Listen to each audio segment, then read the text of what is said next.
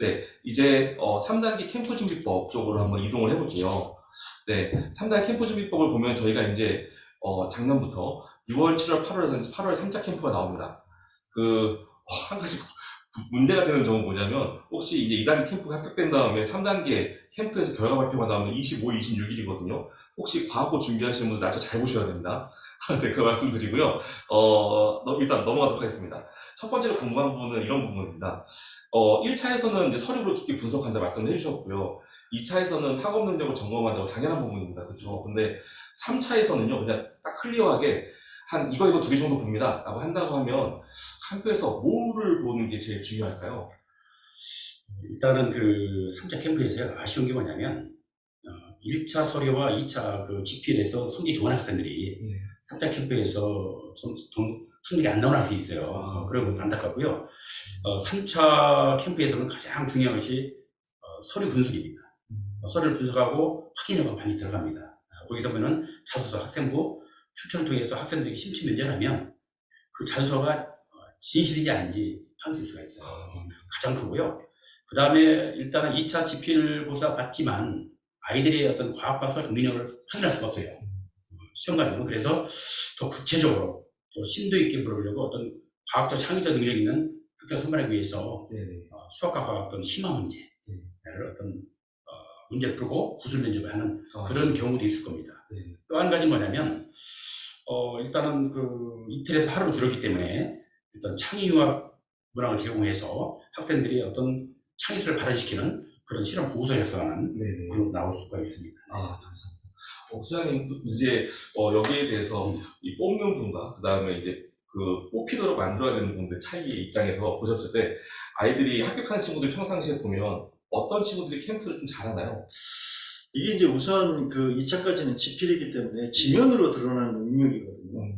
그러니까 이제 두 가지라고 봅니다. 첫 번째 영재 어떤 성이라고 본다면은 그 어떤 뭐 수학 같은 경우 예를 들어서도 뭐 개념이다, 그 다음에 경험치 40%다, 직관이다, 이런 거거든요. 실은 이제 그래서 경험과 직관을 물어보는 게 3차의 포인트일 수도 있고요. 두 번째는 지필로 드러날 수 없는 그 영재성을 우리가 보고자 하는 게 이제 3차 캠프의 특징이거든요.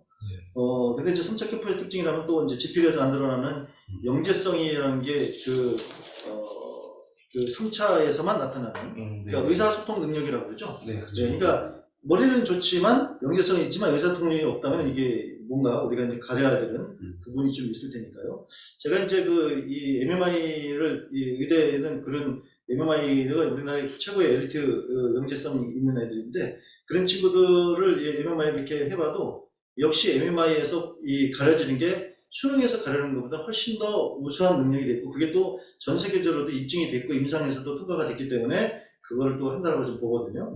마찬가지로 캠프도 2차에서 볼 수 없는 또는 2차에서 문제는 못 풀었지만 그 친구가 거꾸로 의사소통 능력은 뛰어나지만 지필 능력은 또 떨어질 수 있는 지필에서는 못 쓰지만 말로 시켜보니까 얘가 문제 그거에 대한 대답 제가 지금 이 지도를 해보면 머릿속에 있는데 쓰지 못하는 애들이 간혹 있어요. 거꾸로요.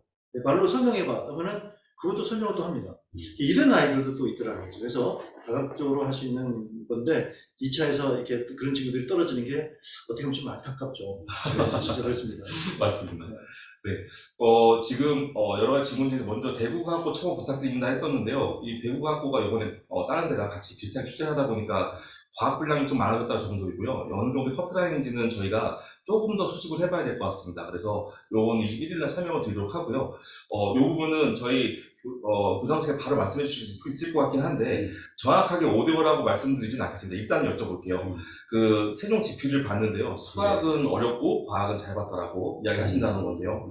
이 수학 과학의 비율이 있는 건지 아니면 수학 과학은 뭐 다 골고루 잘 봐야 되는 건지 어떤 부분이실까요? 일단은 그 내부적으로 수학과 과학을 거의 50대 50% 볼 수가 있어요. 있는데 약간 편차가 있지만 일단 그 수학의 이제 비중이 큽니다. 그렇다고 해서 수학을 못 봤다 해서 떨어지는 건 아니에요. 과학을 잘 보면 이걸 커버가 됩니다. 그래서 총점으로 하기 때문에 과학을 잘 봤어도 수학을 못 봤어도 큰 문제는 없다고 생각됩니다. 네, 알겠습니다. 감사합니다. 제가 생각했던 것보다 더 깊게 얘기해 주셔서 감사합니다. 네, 이제 이 부분은 제 마지막으로 물어보죠. 뭐냐면은 2학년 합격 확률에 대해서 이야기를 해주셨는데요. 요거는 저희가 3단계 조합한 다음부터 이야기를 할까요? 그리고 이제 질문이 계속 이제 2차에 대한 질문이 많이 나오시는데요. 2차 내용들 저희가 21일 날 다 모아서 말씀드리고요. 3단계에서 궁금한 내용을 말씀해 주겠습니다. 다음 질문으로 저희 넘어가겠습니다. 다음 질문은요. 그 캠프라는 상황에서 이거는 이제 명확하게 딱 저희 교장 선생님께만 여쭤보려고 하는데요. 이게 워낙 궁금해서요. 그런 경우 있거든요. 그 캠프장이라고 하면 너 그 교문 들어가는 순간부터 다 점수 체크된다. 그래서 이 어디 가서 말도 조심해야 되고 괜히 뛰거나 뭐 이러지도 않아야 되고 쉬는 시간에도 뭐 핸드폰 보면 안 되고 발이 있어야 되고 뭐 등등 이야기를 합니다. 네. 실제로 그런 점수의 감점 같은 거나 이런 거 있나요? 아니면은 들어가서 열심히 하면 되나요? 일단은 교문에 들어와서부터 체크는 안 하고요. 네. 일단은 시험장에 들어가서 네네. 그때부터 체크를 합니다. 제일 먼저 할 때는 인사죠. 인사를 정정히 잘하는지, 네. 그다음에 또 의지 않았을 때의 어떤 태도, 그다음에 말하는 언행, 또 목소리 크기 여러 가지가 있고요. 그다음에 이제 그 학생들이 이제 자유시간 있을 때 너무 네. 또 장난을 한다든가 욕한다든가 이럴 때는 자기도 모르게 체킹이 됩니다. 네, 감사합니다. 실제로 말도 막 하는 친구도 많죠. 인사도 안 하고요. 네. 무조건 녹화하고서는 자기 번호를 하거나 조용히 이렇게 앉으라고 얘기를 하는데, 네. 아닌 친구도 많더라고요, 실제로요. 그래서 이제 보통 면접을 볼 때 그러더라고요. 여기서 있는 아이들이 인성이 좀 떨어진다. 이런 말도 있어요. 네. 네, 감사합니다. 네, 3단계 캠프 준비법에 대해서 정확하게 말씀드릴게요. 3단계 질문들이 조금씩 나오기 시작을 하는데요. 감사합니다. 오늘 3단계에 대해서 명확하게 말씀 좀 드릴게요. 일단은 조금 아쉬운 부분입니다. 저는 사실은 영재학교의 꽃은 지필이 아니라 캠프라고 보거든요. 그런데 그게 코로나가 지금 다시 이제 줄어들면서 1박 2일을 하는 곳이 많이 늘어났었는데, 결과적으로는 8월 13일 날로 전부 다 당일로 다 네 군데 학교가 바뀌었어요. 공지를 보니까요. 그리고 결과적으로 날짜가 7개 학교는 8월 13일에 공통이 되어 있고요. 그 다음에 한국과학 영재학교만 한 주 뜨게 10일 날 보는 걸로 잡혀 있었거든요. 거기 하루인가요? 네, 합니다. 모두 다 당일로 정리가 됐습니다. 여기에 대해서 이제 두 분께 여쭤보고 싶은 부분은 이 부분인데요. 이틀에서 1일 축소가 됐어요. 근데 또 그렇다고 해서 또 코로나 때문에 또 옛날처럼 너무 심하게 1일 캠프로 할 것인가, 예전처럼 똑같이. 이것도 좀 궁금하긴 한데요. 만약에 이틀에서 1일로 줄었다면 어떤 변화들이 일어날까요, 혹시? 네. 네, 언제 시죠? 그래요. 네. 그 코로나 이전에는 그 캠프를 2일 했죠. 그쵸. 이틀을 했기 네. 때문에 학교에서 충분히 학생들의 어떤 역량을 체크하기 위해서 네. 여러 가지 방법을 씁니다. 뭐 토론식이라든지 실험이라든지 하는데, 코로나 이전 이후에 보면 하루로 돼 있어요. 하루에 학생들의 어떤 인성이라든지 자기소개라든지 또 수학 과학적 역량을 체크할 수가 없어요. 그렇기 때문에 예상대로라면 일단은 그 자소서를 확인할 겁니다. 반드시. 그래서 자소서를 보고서 그 학생이 제대로 썼는지, 네. 아니면 또 인성과 적성을 검사를 거기서 체크를 하고요. 네. 그 다음에 아까도 말씀드렸지만, 그래도 지필고사 가지고는 아이들의 수학과 과학적 역량을 확인할 수가 없어요. 네. 그래서 좀 시험화된 문제를 내고서 아이들에게 구술면적으로 하면서 아이들이 제대로 푸는지 그거 체크를 할 수 있을 거라 생각됩니다. 또 다른 거로 생각한다면 어떤 창의 문제를 딱 주고서 아이들의 창의 설계를 하고 보고서를 작성하는 그런 것도 아마 생각할 필요가 있습니다. 네, 감사합니다. 수장님께서 어떤 부분이 될까요? 네, 우리 대표님께서 말씀하신 것처럼 인성 자소서 부분은 무조건 좀 물어본다고 좀 봅니다. 왜냐하면 거기에 대한 검증이 실제로는 중등 생기부가 상대적으로 좀 빈약한 부분이 많기 때문에 자소서에 쓴 거, 특히 이제 한강 같은 경우는 내용도 좀 많고 하니까 그 확인 작업은 분명히 좀 있을 거라고 좀 보고요. 그 자기소개서를 기반으로 한 그거를 근거로 한 그것이 맞는지에 대한 행동 특성 내지는 지필을 통한 지식 수준을 좀 물어보지 않겠느냐는 게 저는 이 생각이거든요. 그 다음에 이제 저는 또 이렇게 좀 이런 걸 생각해서 준비하면서 이건 제 생각입니다만, 물론 벌써 영재학교는 준비를 좀 뭘 할지를 준비를 하겠지만, 요즘은 저는 이제 흔히들 요즘 유튜브가 상당히 많이 좀 이렇게 활성화되어 있잖아요. 어떤 미디어를 보고 또는 미디어 속에서의 어떤 실험이라든가 어떤 현상을 보고 그거에 대한 보고서를 쓰는 걸 한번 내보면 어떨까라는 생각도 해봤어요. 이게 이제 최근의 트렌드이기도 하고, 왜냐하면 우리 영재성 있는 친구들이 문제는 잘 푸는데 이 분류 능력이 좀 떨어진 친구들이 많아요. 제가 해보니까. 어떤 거를 보고 그거를 분류해서 작성하는 능력. 이게 조금, 이게 또 작문 능력이라면 좀 부족하거든요. 그래서 에세이라는 것을 이때까지 1박 2일 할 때는 에세이를 꼭 봤던 거로 제가 기억을 하는데요. 네, 그래서 그런 속에서 나의 생각. 또 하나가 뭐냐면요. 이게, 이 에세이라는 것을 제가 말씀드리고 글쓰기에 대해서 조금 제가 좀 부연 설명을 드리자면요.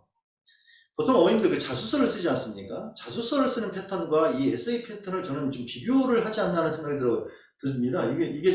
이게 좀 대표님께 한번 여쭤보고 싶었던 부분이거든요. 아, 네. 네, 네, 에세이를 쓰지 않습니까? 네네. 뭐 서종이라든가 이럴 때 보면 에세이를 쓰는데 네. 자소서를 또 내지 않습니까? 그렇죠. 자소서를 쓰는 문장의 패턴과 에세이 패턴과 비교하면 저는 이게 좀 차이점이 보이거든요. 차이점 있죠. 그렇죠. 네. 이걸 또 보지 않을까라는 생각도 좀 해봤어요. 일단 에세이를 만약에 본다면 에세이는 일단 어떤 제목이 있겠죠. 네. 주제가 있으면 사실 주제가 뭐를 물어보는지 그 안에 사실 답이 있어요. 그렇죠. 네, 그래서 보통 에세이 쓸 때는 그 제목을 보고 네. 거기에 따라서 서론, 본론, 결론을 생각하면서 써야 됩니다. 네, 그래서 이제 서론에서는 딱 그 우리 입방관들이 임팩트 있는 그런 어떤 단어가 있으면 좋아요. 아, 네. 그럼 거기에 우리 당연히 좋은 접수를 해서 다 읽어봅니다. 네. 그래서 그다음에 본론에서는 어떤 자기 생각, 그동안에 생활했던 어떤 에피소드, 네. 모든 것을 다 해서 정리를 해서 나열을 하면 되겠고요. 그 다음에 결론에는 그 근거로 해서 종합적으로 간결하게 이렇게 쓰면 좋은 에세이가 될 거라고 생각됩니다. 네, 감사합니다. 저도 이제 두 분 의견하고 공감하는 부분 중에 하나가 어떤 영상을 보고서는 뭔가 내가 설계를 해야 한다거나 거기서 쓴다거나 아니면은 실험 설계를 하는 것들이 꼭 나왔으면 좋겠어요. 그렇죠. 저는 워낙 실험을 애호하는 편이라 우리 친구들 중에 실험 설계를 못하는 친구가 과학 영재학교에 간다는 것 자체가 솔직히 이해가 좀 안 돼요. 네. 그래서 저는 아쉬웠던 게 코로나 시기 때는 실험 설계를 안 하는 학교도 많았거든요. 영재학교 중에서 못했던 거죠. 그렇죠. 그런데 보고서로 써라도 실험을 안 하더라도 실험 계획서라도 쓰는 게 꼭 있었으면 좋겠어요. 각 학과가 사실은요. 네. 네. 또 이제 진행을 해보면요. 작년도 캠프입니다. 작년도 캠프에 했던 활동들을 각 학교별 좀 정리를 해놓은 건데요. 이제 크게 보면은 보고서 작성, 그래서 에세이를 쓰는 곳이나 창의 설계, 뭐 구조물 만들기, 실험 설계 이런 게 다 엮여 있겠죠. 그래서 이런 부분이 한 가지가 있었고요. 그 다음에 면접이 구술 면접, 서류 면접도 있었습니다. 그래서 정리가 되어 있었고, 그리고 이제 지필 보는 것도 있었어요, 사실. 네, 그래서 되게 다양하게 일단은 그런 게 있는데, 저희가 이제 에세이에 대해서 먼저 말씀을 해주셨었는데, 한 가지씩 좀 중요한 부분들 잡아가면서 좀 같이 이야기했으면 좋겠고요. 잠시만요. 뭔가 빨간 점들이 찍혀져 있는 게 있어서 저거 지워보겠습니다. 지웠어요, 화면에. 네. 네, 진행을 해보면 첫 번째로요. 에세이하고 실험 계획서입니다. 지금 방금 전에 말씀하셨던 부분은 연결될 것 같은데요. 지금 규정 선생님께서도 에세이 때 처음에 그 주제 정확히 읽어야 된다. 그 다음에 서론에서 포인트 잡아서 눈여겨볼 만한 거 하나 넣어야 된다. 중간에 실생활과 잘 녹였으면 좋겠다. 등등도 말씀해 주셨어요. 혹시나 그 외에도 만약에 이제 실험 설계에서 계획서 부분이라던가 여러 가지 부분에 좀 더 신경 써야 될 부분에서 한번 얘기해 주실 수 있습니까? 아까 에세이는 말씀드렸고, 네. 실험 설계에서는 일단 그 방법이 있습니다. 일단 인터넷에 다 나오겠지만, 네. 일단은 연구 제목이 있죠. 네. 제목을 잘 써야 됩니다. 제목이고, 그 다음에 그 제목에 대한 어떤 연구의 어떤 배경, 네. 필요하냐, 필요성을 써야 되겠죠. 그 다음에 그 연구를 할 수 있는 어떤 목적이 뭐냐, 그렇죠. 목적을 반드시 있어서 연구 내용이 그게 들어야 되겠죠. 그런 다음에 기대 효과, 그 다음에 활용 방안이 또 있어야 되겠죠. 그런 순으로 쓰면 실험 보고서가 잘 될 거예요. 네, 감사합니다.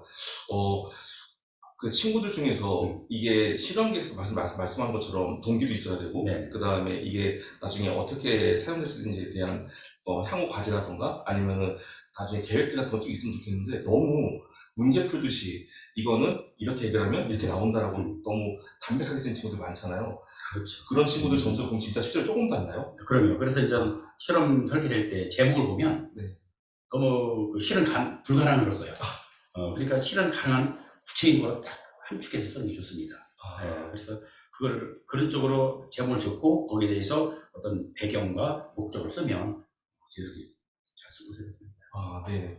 소장님께서는 어떤 부분 제일 중요할까요? 저는 좀 전에 대표님께서 말씀하셨던 부분에다가 이게 실험 계획이라는 것도 어떤 그 친구의 어떤 영재성이고 창의성이라고 저는 생각을 하기 때문에 자기만의 어떤 과학적 원리에 않는 자기만의 어떤 방향성을 제시하는 것도 저는 굉장히 큰 부분이라고 좀 생각을 하고, 그리고 거기에 따라서 확장될 수 있는 부분까지 언급을 해주는 것이 좋은 점수를 얻지 않을까. 그리고 또 아까 대표님께서 말씀하셨지만 그걸 쓸 때 그런 부분에 대한 어떤 키워드를 명확히 해주는 것이 더 좋을 거라고 좀 생각합니다. 네.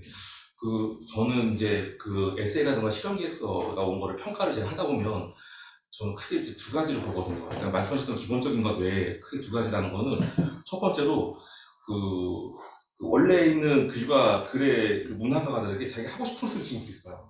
뭔가 자기가 생각했던 게 있는지 방향이 삐딱하게 나가서 쓰는 친구들이 있는 것 같고, 또 하나는 이게 어떤 부분에서 조심해야 되는지, 어떤 걸 통제해야 되는지, 아니면 어떤 것들에 대해서도 생각해봐야 된다라는 것도 써면 좋겠는데, 너무 우리 친구들이 생각을 자기 것만 열심히 쓰려고 하는 친구들이 있어서 이렇게 좀 여유를 가지고 넓게 봤으면 좋겠다는 생각이 들기도 합니다.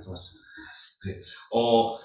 여기 지금 이야기하면서 제가 궁금했던 부분인데요. 제가 이렇게 한번 여쭤보면, 우리가 실험 계획서를 조금 잡을 때 보면 어떤 친구들은 너무 우리 중등 과정을 넘어선 막 이론들과 그 다음에 막 이런 과정들을 엮어서 이런 것들을 하고 싶고 막 이런 거 막 거창하게 쓴 친구들이 있고요.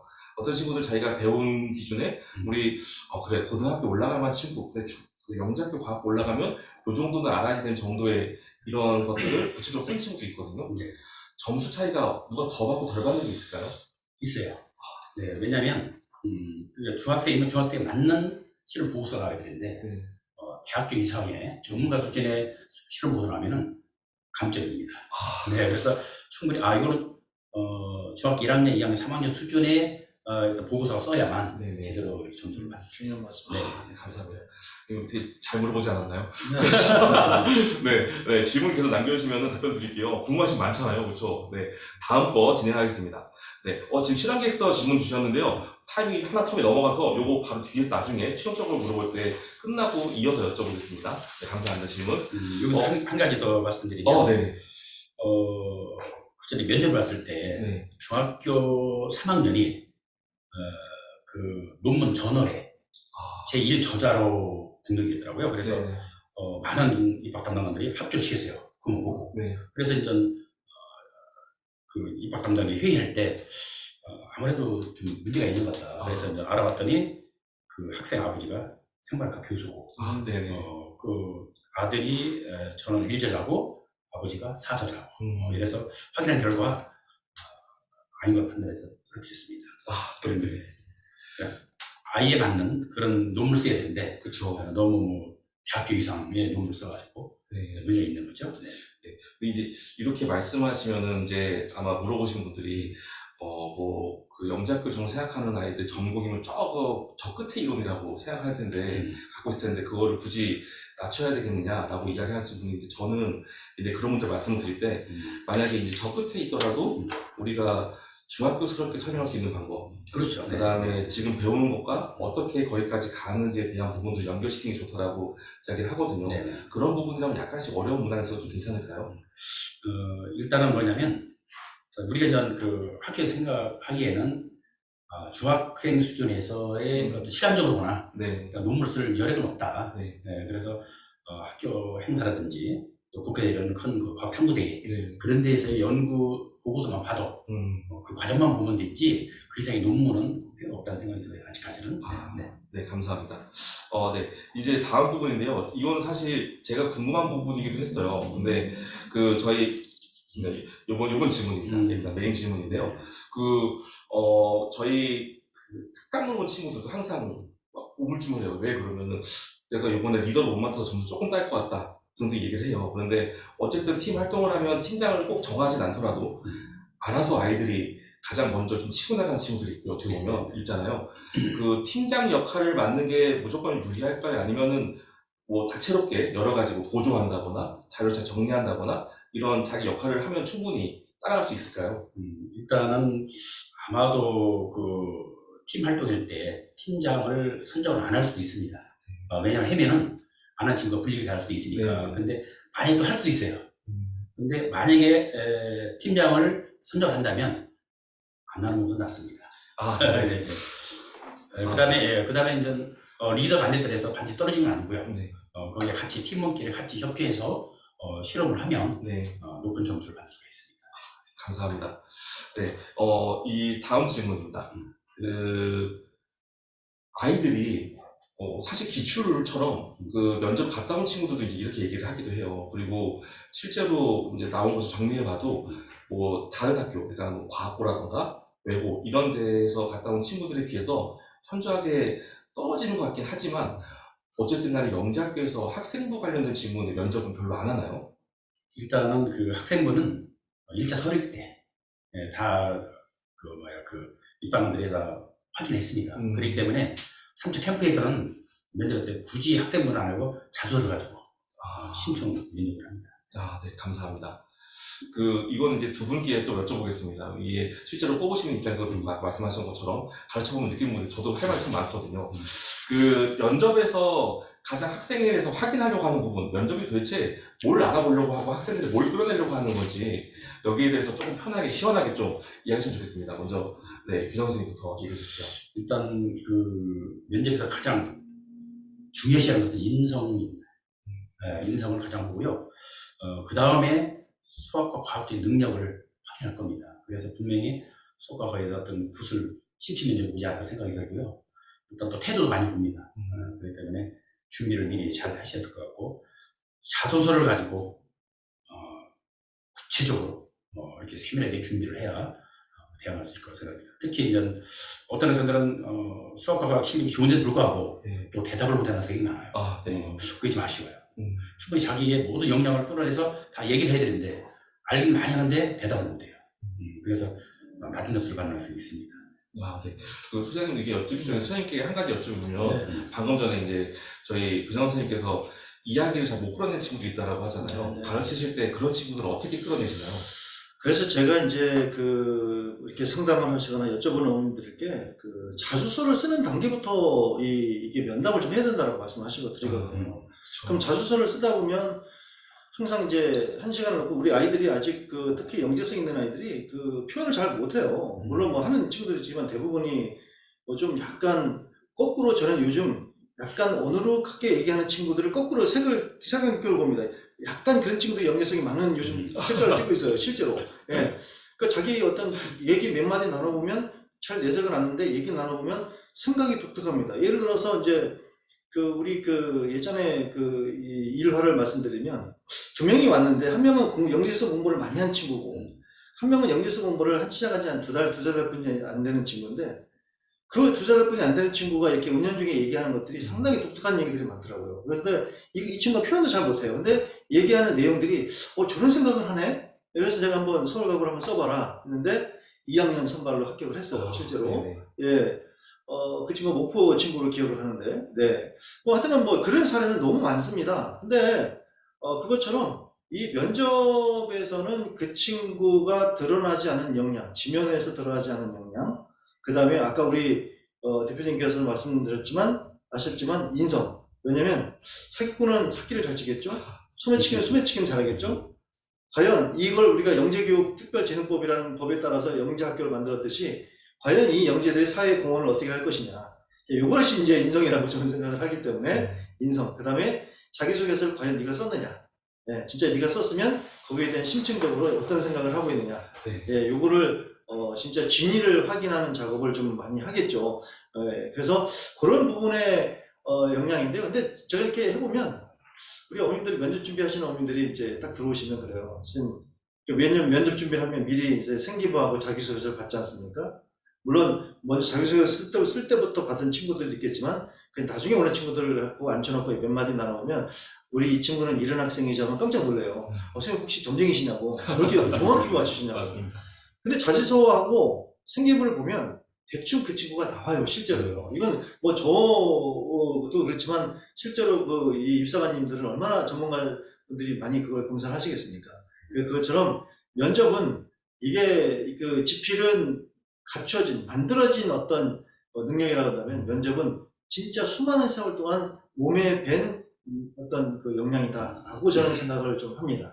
그래서 면접 준비가 좀 더 어려운 것 같아요. 저도 이제 자기소개서를 바탕으로 그때부터 면접이 시작이다. 면접 연습이 시작이라고 생각을 하거든요. 진짜 아쉬운 친구들을 보면 나중에 면접 대비를 할 때 오면 아니, 저 얘기를 차라리 자기소개서에 녹이고 그렇죠. 요걸 빼지 왜 저걸 안 물어보면 어떡하지? 이럴 때도 있어요. 그래서 그런 부분 때문에 자기소개서 같이 봤으면 좋겠다는 생각이 들고요. 그리고 이제 선생님께 여쭤보고 싶은 건 오늘 이제 인성면접에서 많이 말씀해 주셨는데 구술면접 부분에서 좀 얘기했으면 좋겠어요. 우리 친구들이 구술면접 수학도 그렇고 과학도 그렇고 어떤 부분이 가장 좀 문제점이 좀 많고 혹은 어떤 부분을 좀 더 챙겨야 된다 이런 거 좀 구체적으로 늘 말씀드리지만 문제에 대한 이해입니다. 음. 문제에 대한 이해를 이렇게 당황하고 이러다 보니까 문제를 못해요.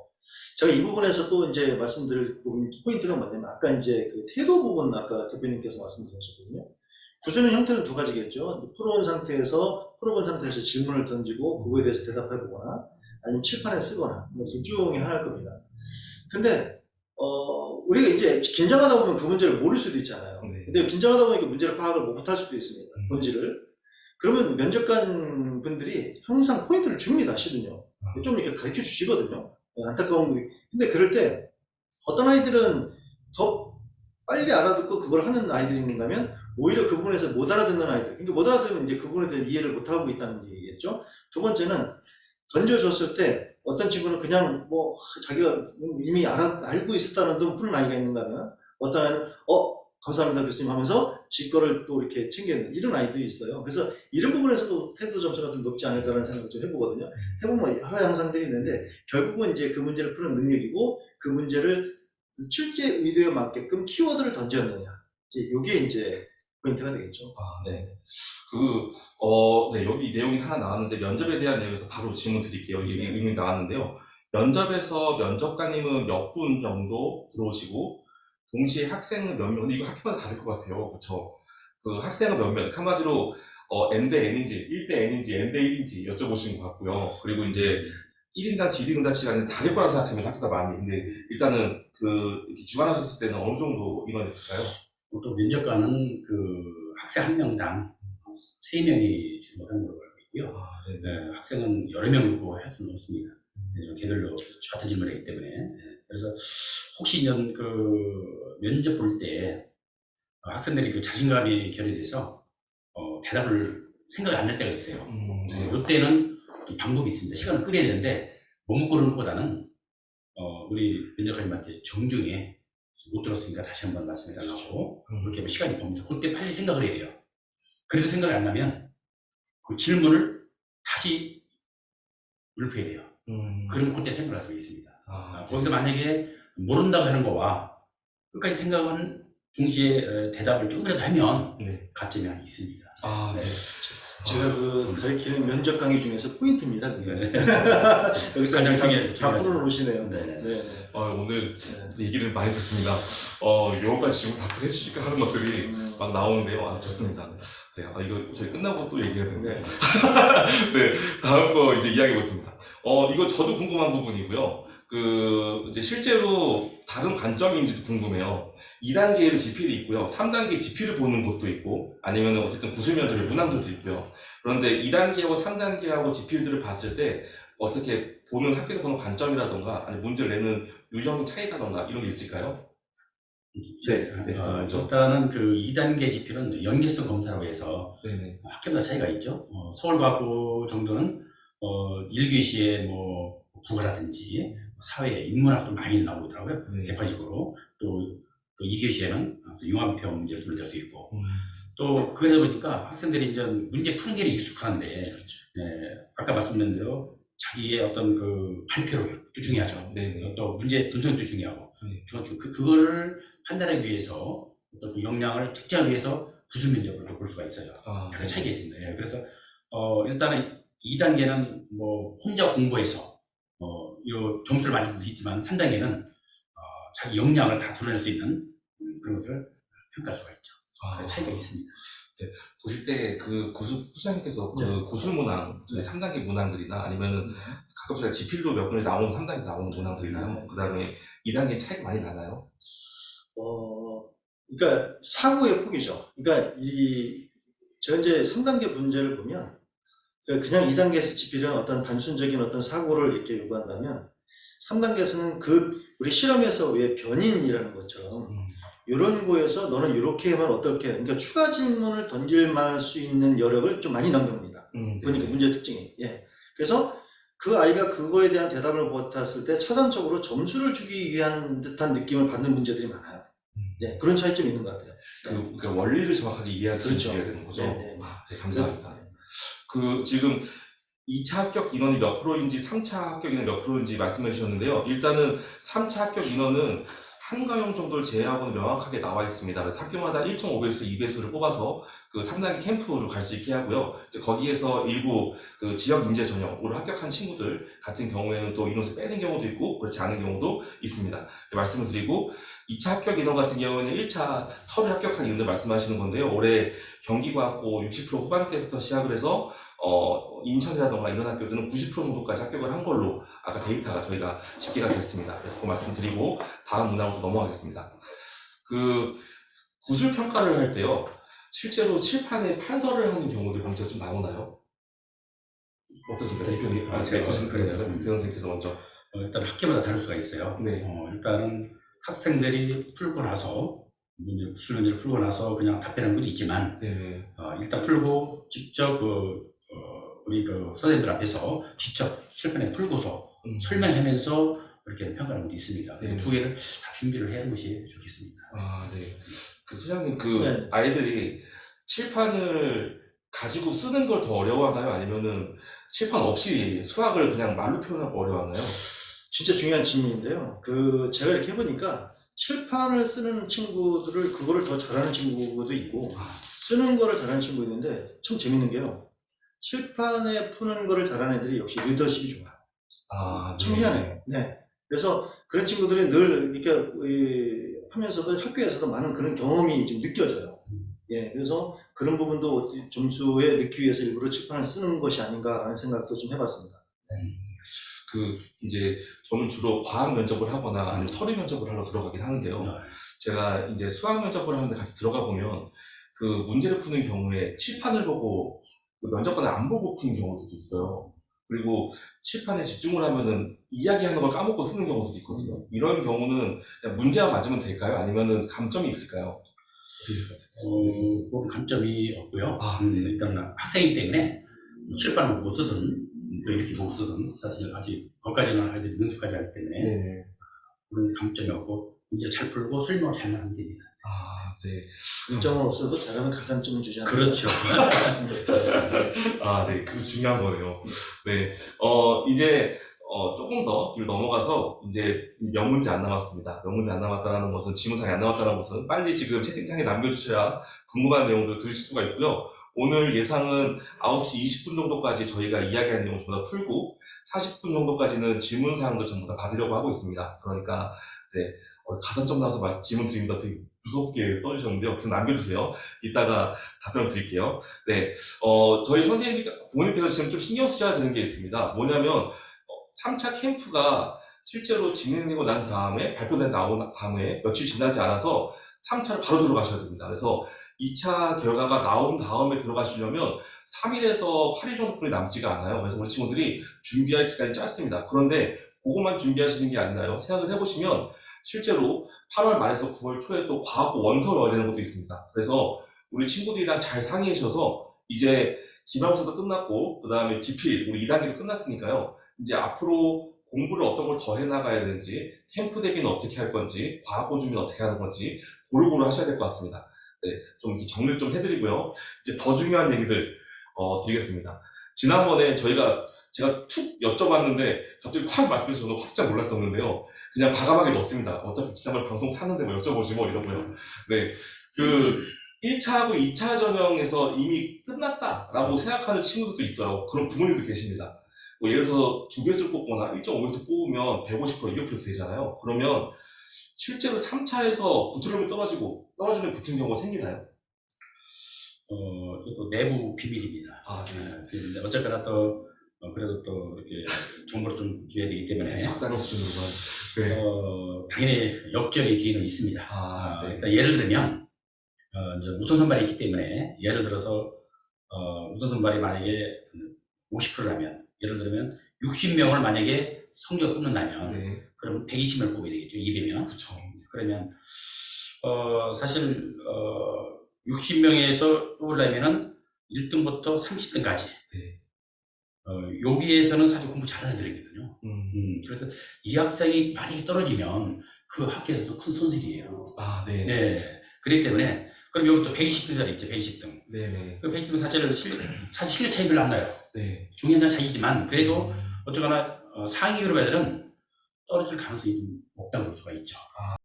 예전에 제가 2011년, 12년도, 13년도 이때 영재학교 캠프에 저희가 그 데뷔 프로그램 한 다음에 합격한 친구들 중에서는 약간 자폐 성향이 있는 친구들, 그러니까 문제를 혼자서 한 3분 정도 생각하면 진짜 어려운 것도 편하게 풀어낸다거나 아니면 그 생명, 그러니까 동물이라던가 곤충에 대해서 진짜 모르는 게 하나도 없이 박식한 친구들, 이런 친구들도 합격하는 경우도 있었거든요. 근데 요즘에는 그런 친구들이 합격했다는 소식을 거의 못 듣는 것 같아요. 이제 그런, 이제 정확하게 자폐라고 하긴 뭐고 하지만, 약간, 조금 이렇게 독특한 성향을 갖고 있는 친구들 같은 경우에 요즘엔 조금 더 뽑히기 어려운 부분이 있을까요? 2012년도 그 정도쯤이었어요. 예, 그때 우리 경기학부에서 그 목동에 사는 학생이 자폐 학생을 뽑았어요. 이 학생이 수학과는 가장 뛰어납니다.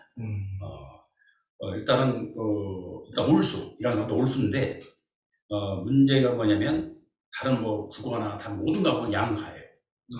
그때는 선발이 됐어요. 네. 왜냐하면 그때는 내신을 보고서 1차 서류를 뽑지 않고 한 2,000명 이상의 시험 봤기 때문에 시험도 잘 봅니다.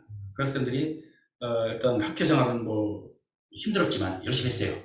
학생 도와줘서. 그래서 서울대를 간 걸로 알고 있습니다. 네. 네, 좋은 마무리네요. 네, 마지막 질문, 저희가 준비한 마지막 질문이고요. 지금 메시지는 좀 많이 그래도 질문이 오는 것 같아요. 그래서 정확하게 진짜 9시 20분에 딱 마무리가 되고 40분까지 질문 답변 드리고요. 좀 더 많이 오면 50분까지 생각을 할 테니까 편하게 보내주십시오. 네, 마지막입니다. 여기도 마지막 내용 썼는데요. 이제 캠프 전형을 준비하는 친구들 지금 약 날짜로 따지면은 한 달 정도 딱 남았네요.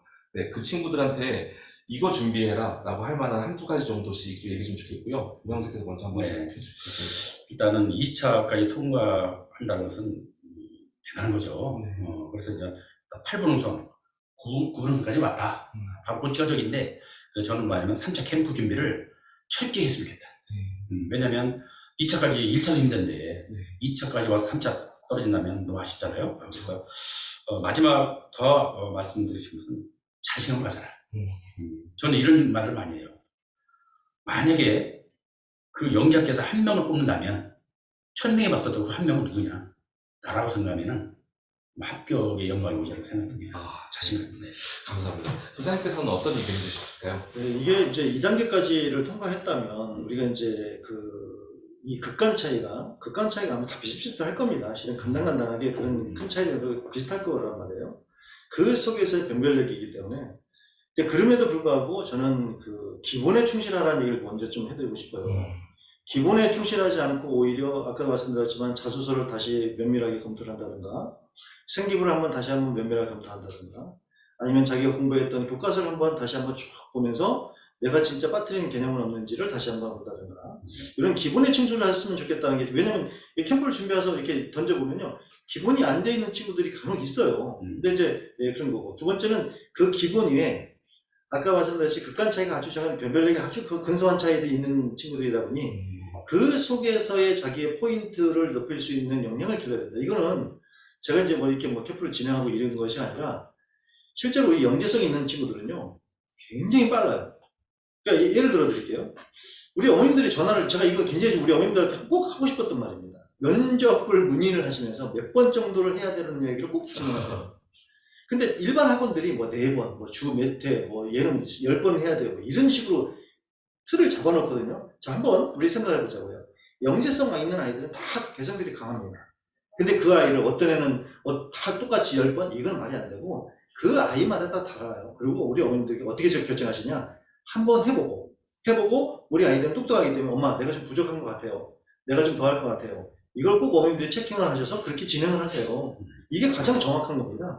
예. 근데 그러면은 시간과 비용을 다 정확히 전략을 할 수 있고 그 아이만의 부족한 부분을 더 채울 수 있다는 거죠. 그냥 횟수만 채우기 식의 면접 준비하지 마시라는 겁니다. 너무 안타까워서 말씀드려요. 예. 이렇게 말씀드리면 그 부분을 좀 이해를 더 못하시는 분들도 계세요. 왜냐면 일반 학원들에서 다 이제 이게 메테오를 다 하다 보니까. 예, 물론 좋죠. 뭐 몇 회 더 하면 좋겠죠. 하지만 아까 말씀드렸듯이 우리 연계성이 있는 친구들은 굉장히 스펀지 같아요. 몇 번만 해봐도 확실히 달라집니다. 제가 깜짝깜짝 놀라요. 와, 얘네들 진짜 얘네들 연기 많네.